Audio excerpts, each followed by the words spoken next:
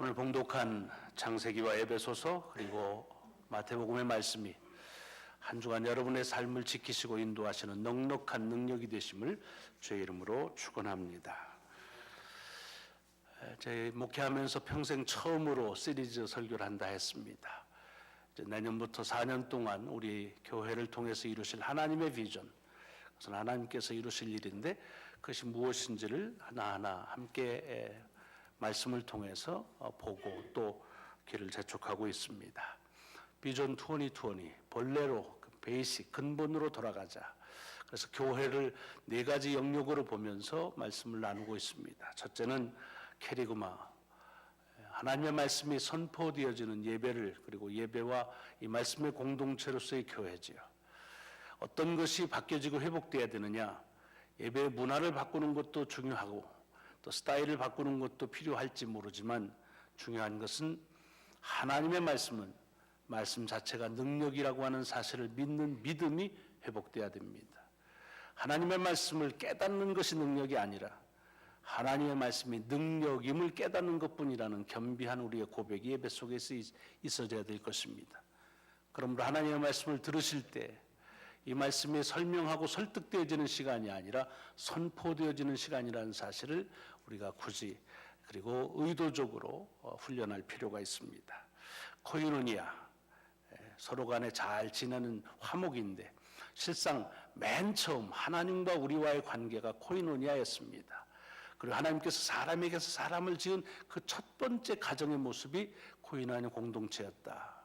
그렇다고 할 때 이 사귐과 돌봄, 이 공동체의 가장 중요한 가정이 과연 그렇게 서로 사귀고 돌보는 가정으로서 이루어나가고 있는가? 부족하다면 그것을 우리를 통해서 4년 동안 이루어 가실 것이고 또 대한 가정으로서 우리 교회의 모습을 그 속에서 아마 주께서는 펼치실 것입니다. 세 번째가 우리 디다케, 지난주에 말씀드렸습니다. 요즘 교회 신앙 훈련에 대한 얘기를 많이 합니다. 우리 교회에서도 이런 프로그램이 부족합니다. 저런 걸 해야 됩니다라는 얘기를 많이 합니다. 맞습니다. 교회는 여러 신앙 훈련들의 기회를 주어줘야 됩니다. 그러나 교회에서 하는 신앙 훈련이 우리가 신앙생활하는 데 있어서 한 가지의 기준이라고 한다면 200년 전까지의 약 1800년 동안 교회 신앙생활하는 이들은 신앙훈련을 도대체가 받지 못했다고 단언할 수가 있습니다. 왜냐하면 교회는 교육을 한 지가 그리 오래되질 않습니다. 왜 그러느냐? 그것은 교육을 할 줄을 모르거나 교사가 없거나 교재가 개발이 되지 않아서가 아니라 그런 신앙훈련은 가정에서 이루어졌기 때문입니다. 산업혁명 이후로 여러 가지 산업사회로 가정들이 이제는 신앙적으로 함께 더불어 살아가는 것들이 무너지면서 이런 신앙훈련들을 마치 교회의 가장 소중한 것이라고 여겨지는 것은 그런 대안적인 것입니다. 다시 신앙의 훈련에 가장 강력한 영향력을 주는 가정, 여러분 신앙훈련을 가정에서 안 하는 것이 아니라 그랬습니다. 하는데 잘못하면 이건 차라리 안 하는 것보다 못합니다. 예수를 부모가 안 믿으면 자녀들은 지가 찾아서 신앙생활을 어떻게 할지를 그렇게 할 수 있습니다. 그러나 신앙생활하는 부모가 잘못 살면 그것은 자기 자신만이 아니라 오고 오는 세대의 신앙에 대한 쓸데없는 고민을 하게 되고 그리고 바른 훈련을 시키지 못하고 그것은 교회의 어떤 조직이나 어떤 교재나 교사들이 바꾸기에는 매우 어렵다. 그래서 신앙 훈련의 가장 강력한 그런 훈련장으로서의 가정이 회복되고 또 우리 교회는 그런 대안적인 가정의 모습을 갖춰야 된다는 말씀을 드렸습니다. 오늘은 마지막 디아코니아입니다. 보통 디아코니아를 가리켜서 나눔과 섬김에 대한 얘기를 합니다. 나눔과 섬김, 이제 우리가 가지고 있는 것들을 다른 사람과 나누고 또 다른 사람을 섬기는 사역을 얘기합니다.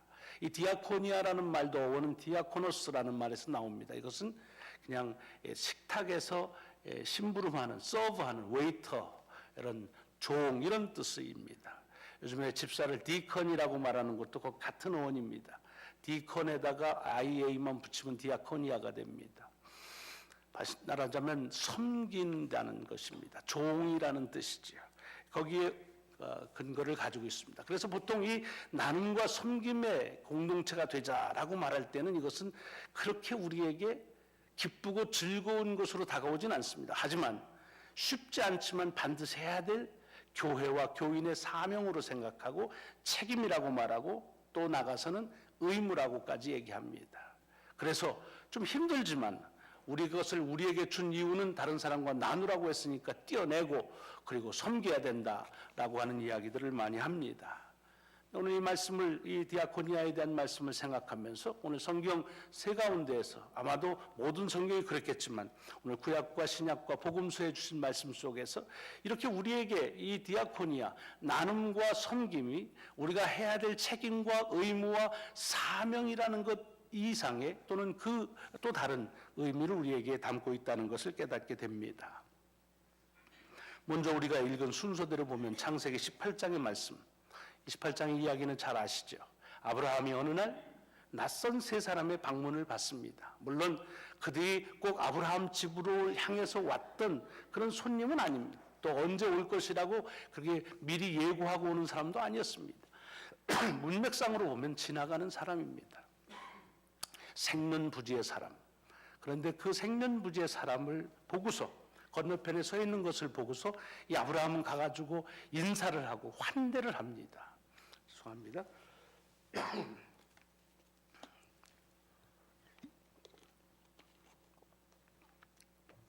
그들에게 제안을 합니다. 오셔서 그늘에도 좀 쉬시고 물도 좀 잡수시고 발도 씻으시고 좀 한숨 돌리시고 그러다 가시죠. 그랬더니 그 사람들이 그러자 하고 들으니까 잽싸게 아내를 시켜서 여긴 떡이라는데 우리말하면 밥지라는 거죠. 밥을 짓게 하고 또 그러고는 송아지를 한 마리 잡아서 그래서 접대를 하는 이야기입니다. 우리는 압니다. 이것이 하나님을 접대하는, 그리고 이것은 하나님을 만나는 것이라. 그것은 우리들의 추측이 아니라 오늘 본문의 말씀 18장의 시작이 그렇게 되어 있습니다. 여호와 하나님께서 아브라함을 만난다라고 하면서 그 만나는 것들에 대한 이야기가 펼쳐지는 것입니다.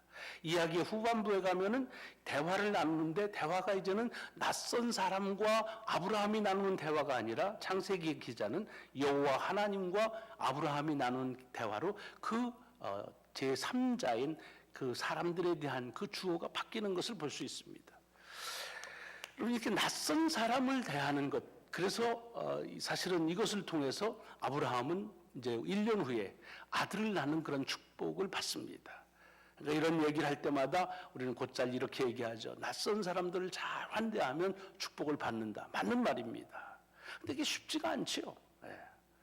우리가 환대한다는 데 있어서는 관계가 중요합니다. 나하고 얼만큼 가까운가, 내가 얼만큼 친근하냐에 따라서 메뉴가 달라지고 횟수가 달라지고 그리고 먹는 분위기가 달라지는 겁니다.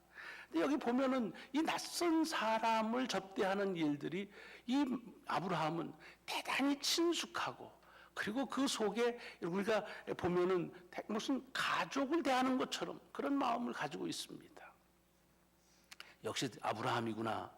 이렇게 말할 수 있겠지만 오늘 본문 속에서 이 이야기 속에서 아브라함에게 축복을 허락하셨다고 하는 이야기를 주려고 하는 그 메시지가 뭐냐?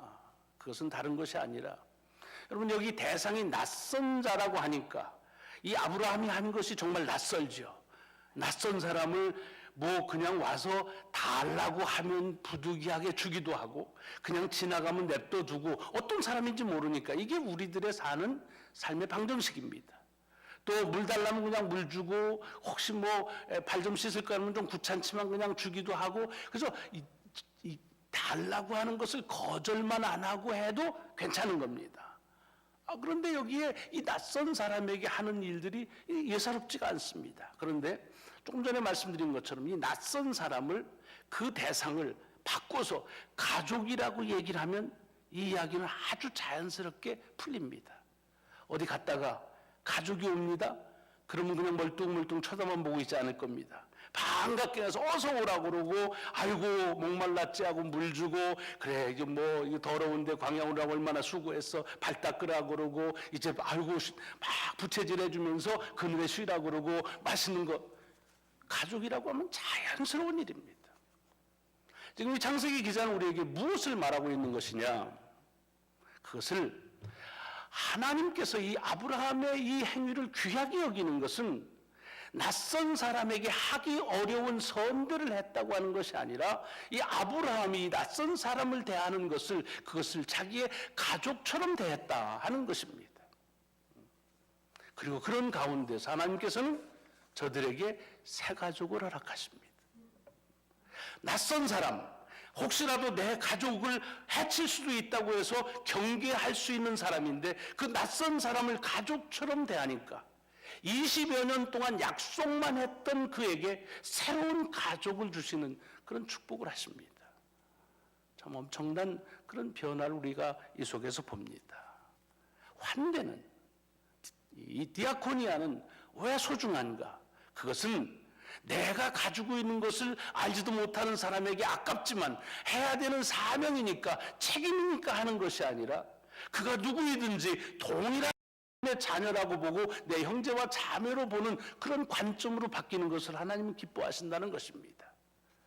낯선 사람을 낯선 사람으로 보는 것이 아니라 사람을 내 가족으로 여길 수 있는 그런 관점, 이것을 하나님은 기쁘게 여기시고 그에게 새로운 가족을 허락하신 이야기가 이 창세기 18장의 이야기입니다.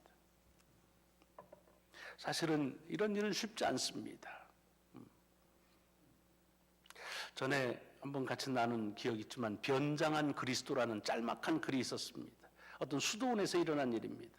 수도원에서 일어나는데 수도원에서 무슨 갈등이 있겠습니까? 다들 하나님 말씀만 생각하고 그러는데 근데 그 안에서도 갈등은 있어요. 그래서 자꾸 각박해지는 거예요. 서로 별것 아닌 거 가지고도 자꾸 시기하고 그러니까 살아가는 게 24시간을 같이 사는 게 쉽지가 않은 거예요. 이제 일주일에 한 번 만나도 불편한 사람은 불편한데 이것은 24시간을 같이 사니까 얼마나 불편하겠어요. 그래서 수도원 원장이 지혜로운 사람을 찾아가서 그래서 자문을 구했더니 가르쳐 주질 않습니다. 신통한 얘기 안에서 그래서 이렇게 나오는데 한마디가 턱 들어요. 거기 주님 계신데. 이게 원장에게 주님이 우리 수도원에 계시다니. 그리고 의구심 반신반의하는 거죠. 그리고서 와서 보니까 주님이 계시다면 누굴까라고 봤더니 이게 열심히 일하는 또 기도 많이 하는 그런 친구들이 보이는 거예요. 근데 가만히 또 생각해 보니까 변장을 하고 오실 수도 있잖아요. 그러니까 말썽꾸러기가 주님이실 수 있는 거예요.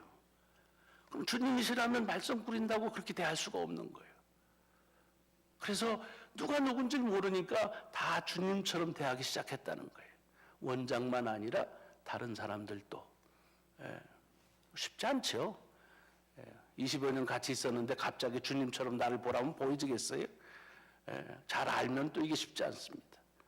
또 그러나 그러면 새로 만나면 또 보기가 쉬울 것 같아. 의도적으로 바꾸라는 거죠. 아브라함은 낯선 사람을 가족과 같은 관점으로 봤다. 이것이 저의 삶에 새 가족이 일어나는 큰 변화를 낳게 했다. 그런 얘기입니다. 에베소서의 신약의 말씀은 무슨 말씀입니까? 여러분, 에베소 교회는 여러 차례 말씀드렸지만 초대교회에서 대단히 모범적인 교회입니다. 그리고 특별히 교회가 무엇이냐라고 말할 때 언제나 에베소서는 교회론의 정론으로 쓰입니다. 원칙, 옛날 무슨 수학일의 정석처럼 교회의 정석, 그러면 그것은 에베소서입니다. 그쯤 되면 교회는 이래야 된다라는 것을 얘기하는데, 근데 사실 그렇게 교회의 정석처럼 되어진 그 교회는 어떻게 그런 칭찬을 얻을 수 있었을까? 우리가 쉽게 생각하면 거기에 모여진 구성원들 때문이라고 생각하는데 천만의 말씀입니다. 에베소를 잘 보세요. 진짜 오합지졸이 모였습니다. 아주 그냥 속된 말로 하면 싸가지 없는 사람들이 모였어요. 완전히 소외층이 모였습니다. 거기 보면은 여러 가지 거짓을 행한 사람들, 우상 숭배한 사람들, 행음한 사람들, 이런 이들이 모인 겁니다. 에베소 교회만 특별히 그런 사람들만 아주 차출해서 모인 건 아닙니다. 원래 어떤 새로운 공동체, 신앙의 공동체가 시작되면 그 당시에 기득층들은 오질 않습니다. 우리 한국교회도 마찬가지였습니다. 어쨌든 그래서 에베소에서도 소외당한 그런 이들이, 그리고 사회 지탄받는 이들이 모인 겁니다. 그래서 이 에베소서를 보면은 바울이 아주 힘줘서 얘기합니다. 구속을 버려라. 그리고 새 사람을 입으라. 오늘 본문에 있는 말씀이 아주 구체적으로 얘기합니다. 그런데 거기 보면은 그냥 구속을 버리고 새 사람을 입으라는 것이 그 기준을 바꾸라는 건데 그 기준을 어디로 바꾸라는 거냐? 도둑질하지 말아라. 행음하지 숭배하지 마라. 그리고 다른 사람들처럼 살라가 아닙니다. 누구를 따르라고 그러냐면 하나님을 따르라 그럽니다. 엄청난 거지. 도둑질하고 도둑질만 고만하고 그 짓 고만해라. 하나님을 따르라. 라고 하면서 오늘 구체적인 한 예를 듭니다. 도둑질하는 사람에게 얘기해. 도둑질하는 사람 믿는 거예요. 그러니까 도둑질하는 사람 도둑질하지 말고 어떻게 했냐? 그 다음에는 다른 사람을 돕기 위해서 네가 네 손으로 수고해라. 그렇게 얘기합니다. 여러분 도둑질을 왜 합니까? 취미로 하나요? 아닙니다. 나 살라고 내 가정을 위해서 하는 게 도둑질입니다. 그래서 다른 사람의 다른 가정들을 그것을 피해를 주고 상처를 주는 그게 도둑질입니다. 바꾸라는 겁니다. 네가 하지 말고 네가 벌어서 그래서 다른 가정들을 위한 삶을 살아라. 그래서 이것을 바울은 뭐냐면 우리는 다 한 권속이라 그랬습니다. 한 권속, 그 뭐예요? 한 형제와 자매라는 얘기입니다. 다시 말하자면 이제는 다른 내 식구들만 내 식구가 아니라 다른 사람들도 더불어 살아가는 내 가정으로 봐라. 그리고 그들을 가족처럼 대하라. 가족이라면 훔쳐가지 않죠. 하긴 뭐 어디 보면은 가족 중에도 훔쳐가더라고요. 근데 그거는 뭐 윤리적으로 안 되는 거니까 가족처럼 대하라는 겁니다. 똑같은 말 아닙니까? 관점을 이것을 선한 일을 그래서 이 바울은 뭐라고 했냐면 구제하는 일을 선하다 그럽니다. 선하다는 건 착한 일이라는 뜻이 아니라 그랬습니다. 좋은 일이라는 그것이라는 의미는 성경 속에서 그런 게 아니라 완전하다는 뜻입니다. 왜 구제하는 일이 완전하다는 겁니까? 그것은 다른 것이 아닙니다. 구제하는 속에서 관점이 바뀌면 한 권속으로 본다는 겁니다. 하나 모든 사람들이 형제와 더불어 살아가는 세상, 그것이 구원받은 세상이죠. 그래서 그것을 완전한 일이라고 그렇게 말하고 있는 것입니다. 마지막 주어진 마태복음 25장 복음서의 말씀은 어떻습니까?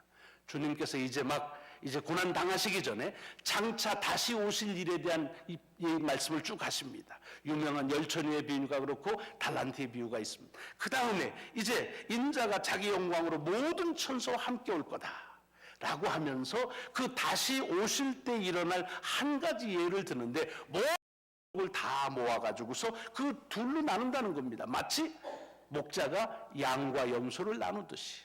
그래서 사람들을 오른쪽과 왼쪽으로 하는데 오른쪽은 의로운 자라고 했습니다. 그리고서는 그 오른쪽으로 분별된 사람들한테 얘기한다는 겁니다.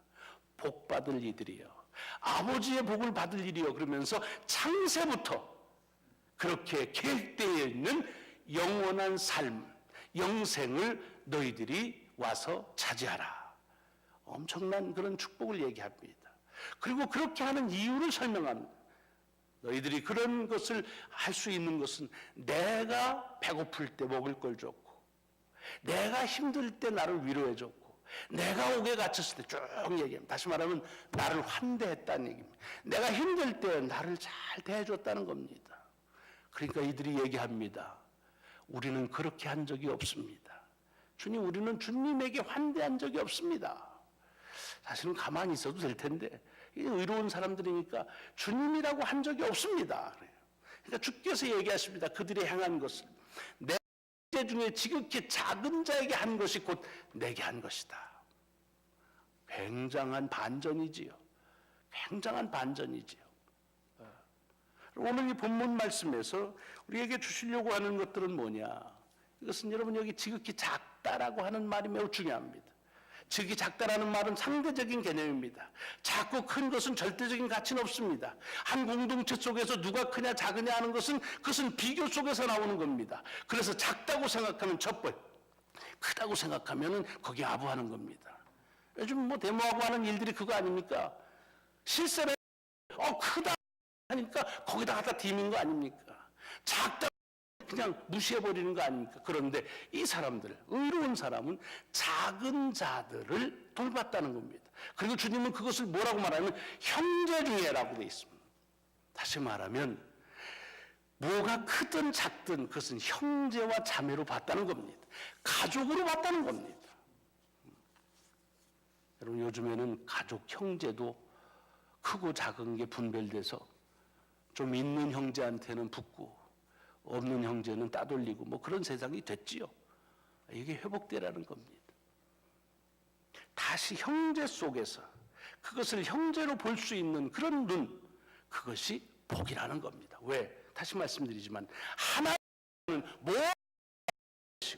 모든 인류는 그러므로 한 아버지 속에서 형제와 자매로 사니까, 그러니까 아버지의 입장에서는 형제와 자매로 사는 것이 아름답다는 겁니다. 아마 자녀 많이 있으신 그런 부모님들은 이해하실 겁니다. 출가하거나 뭐 같이 성장하거나 하면서 자녀들에게 제일 좋은 게 뭡니까? 자녀들끼리 잘 지내는 거예요. 그리고 더 좋은 자녀가 누굽니까? 어려운 자녀를 잘 돌봐주는 자녀가, 그 자녀가 참 기특하고 좋습니다. 하나님의 마음이 같다는 겁니다. 지극히 작은 것을 크다 규모로 하지 않고 그것을 형제처럼 자매처럼 여기는 것, 그래서 너희는 창세부터 예비된 이 복을 받으라. 복 받는 일이라는 얘기입니다.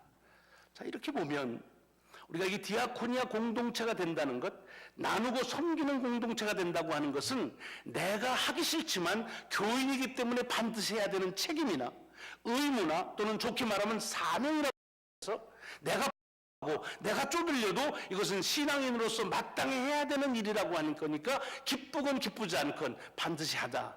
강권적인 그런 것으로 봅니다. 그런데 오늘 본문 이 세 가지 속에서 주님께서는 그 일 속에서 강한 반전을 우리에게 말씀하는 겁니다. 뭡니까? 이것은 책임도 의무도 사명도 아니다. 그것은 복받는 일이라는 겁니다. 그래서 오늘 본문에 보면은 이 세 본문 속에서 나와 있는 그렇게 낯선 자를, 그리고 작은 자를, 아픈 자들, 이들을 가족처럼 대했던 사람들에게 뭐라고 했냐면 하나님 하신다는 것이고, 하나님 약속하신 그 약속을 실현하신다는 것이고, 그리고 하나님을 따르게 하시고, 그리고 그것이 선한 온전한 일을 살아가는 삶이라고 복받게 하신다는 것입니다. 그러므로 왜 이 디아코니아 공동체로, 나눔과 섬김의 공동체로 가느냐? 교회는 그렇게 해야 돼라고 하는 마땅한 책임과 의무와 사명이 아니라 우리에게 복 주시기 위한 기회라고 하는 것입니다. 여러분, 남을 섬기는 일은 복 받는 일입니다. 복을 받기 위해 섬기는 일은 안 되지만 섬김을 통해서 하나님은 당신을 나타내신다고 말씀하셨습니다. 오늘도 우리가 작은 정성을 같이 나누는 일을 합니다. 여러분, 작고 크고의 문제가 아니라 그 속에 내가 있는 것 중에 일부를 띄어나는 그런 구제가 아니라 정말로 내 형제와 자매로 여기는 하나님, 한 하나님의 자녀로서의 그런 모습과 그런 관점이 회복되어질 때 하나님은 우리의 그 작은 나눔과 그리고 섬김의 손길을 통해서 오히려 우리에게 더 큰 신앙과 또 실제의 사랑을 나누는 가족을 확대하시고 확장시켜 주시는 축복을 허락하신다는 말씀입니다. 이번 한 주간에 또한 여러분들에게 또 앞으로 향후 4년 동안 이 디아코니아의 공동체로서 우리 교회에 이런 축복이 임하기를 주의 이름으로 축원합니다. 기도하시겠습니다.